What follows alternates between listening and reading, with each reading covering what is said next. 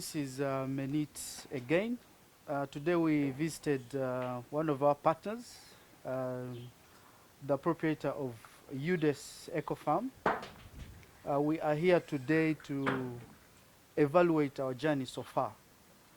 We've done a lot of things as he's going to explain, but firstly wanted him to introduce himself and then let us know what was his inspiration to start this UDES Eco Farm. Thank you, colleagues from Menit, and thanks for visiting. We started together about 1.5 years ago.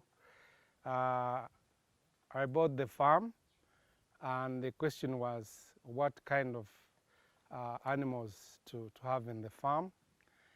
So I did some research and reading, and then I landed on Menit and looked at what they were doing, and so I gave them a call and we talked on phone, and then eventually they made a visit and we had a discussion, and then we looked at the aspirations, the vision, and then they came up with a plan. We had a plan, and so I looked at the plan, we had a discussion, and then eventually they agreed to partner with us, and so we started the journey. Obviously, it was slow at the beginning. We needed to look at the needs. We needed to grow the pasture. We needed to have enough water. We needed to fence the farm. So they accompanied us along this journey. And so here we are. We have the goat farm. We have goats, as you can see in the background. We have also the goat structures. We have the dam. And the goats have been here now for about 5 months. So far, so good. We also have kids. We have 6 kids already within 5 months. So that's progress. Already we can see the profits. The profits are the kids and the goats. So I think it's a good journey, and for me, when I started, I was still working. So I needed really people who are around to check and plan with me, because I was not there yet, and I'm still working. So it's really promising. It's a promising journey. There are a few challenges. One of them is human resource. Training and getting the right people, that is usually a challenge. Dry season is another challenge, so we need to make sure we have enough water. I think we did well because we planted the pasture earlier. So we are now in the process of making hay, making silage. So the journey is promising, and we look forward to continuing the partnership with Menit. Thank you. Yeah, thanks, Doctor. Speaking about the challenges, there has been also other issues with post-harvest handling of pasture, a lot of wastage. So we've been discussing to see how that is mitigated and to improve the storage, as we are going to show you. Amongst that is to increase the capacity for our staff. Because as we started these farms from scratch, we've been also charged to ensure that the staff that are deployed here are resonating with the strategy. So as this farm is transitioning to be a state of the art, so this is basically acting as a baseline.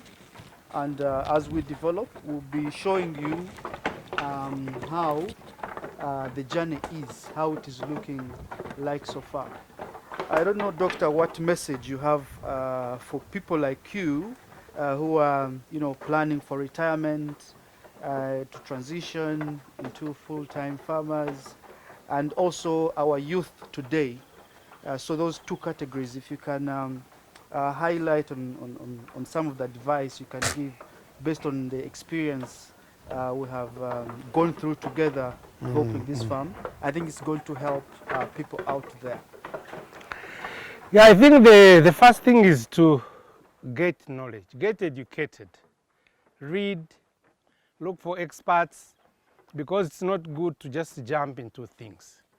And you need to start early. You don't need to wait for retirement, because it's good to start early, do your research, look for experts really, because my profession, I'm a medical doctor, so I'm not into farming, but I needed experts. So the advice is do your research, read, look for experts, consult. And if you are looking for retirement, say in 5 years or 10 years, you need to start when you still have regular income, and so that you can make the appropriate investments, so that by the time you retire, you are actually already making some profits. So I haven't really retired yet, so I'm hoping that soon already I see profits in terms of the goats, the kids. Already we have kids on the farm within 5 months, and each of those kids, can even bring in $1 million, because they are pure breed, hybrid, high percentage. So within 6 months already, if I sell the kids in the next 6 months, you could be getting 6 million shillings. So it is something to look at really and think about, and plan early research and start and try it out. And the young ones, you need to get your hands dirty a bit. We all can't do white collar jobs. And really the people who should be giving you inspiration are these young people of Menik. These are young people. I don't know how many are even in their 40s. They are all below, so that they have started this, and people of our age are working with them, actually learning from them. They are the experts. It shows that the young generation need to start looking at these things, and really we are proud of them that they have acquired this skill, they have passion, and they have inspired some of us to go into this kind of business, which is something I was not really having in mind. But I just by chance happened to watch a video when I was researching farming, and I saw their video and they looked interesting and inspiring. So I called them, and here we are, and I think the journey looks promising. Thank you. The other aspect is some sort of highlights on what the future looks like for UDES. More into integrating your family, but also looking at the other revenue streams we've been discussing, the agro-tourism component on the other side of the farm. So it would be interesting to understand what future plans or visions you see for this farm going forward. Yeah, no, the issue is we had a vision, and remember when we planned and talked, the idea was that this should be a model farm, and eventually we should be able to train young people. I have my nephew here who came with me. Although he's a medical doctor, I'm sure he's looking at these things, which in future I don't know whether he might start his own farm. But the idea is also to do agro-tourism, eco.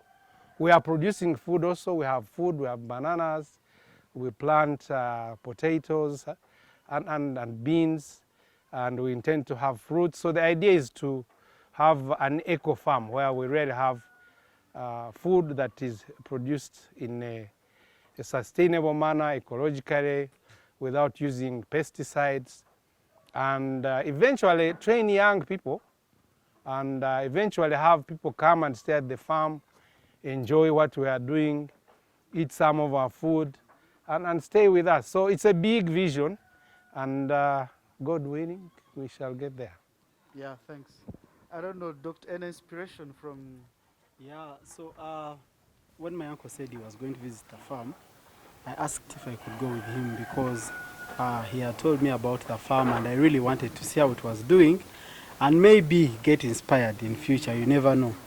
So I came, and we really looked at the goats. It was much more than we expected. Things are doing well, so I can say I'm really inspired. Uncle Bennett, you're doing well. Yeah, I may need more uploads to you guys. Yeah, I'm really impressed. Thank you. Yeah. Thanks for that. So today being an evaluation, we are going to sit down again, take stock of our initial plan, what has happened so far, look into things that have not worked well, those that have worked, and then see how we improve further, because we are journeying together jointly, see that this partnership works, So we'll be updating you on expansion plan, for instance. We've been also discussing on the irrigation, on some security measures, biosecurity measures, and trying to, limit intruders from grazing in this land. So these are some of the things we want to discuss today, and see that we have accountable staff, standard equipment and infrastructure on this farm, which will provide the state of the art that we have planned for on a farm layout. I don't know if my colleagues have something to add on, but it would be great to also integrate some of the recommendations in the discussion.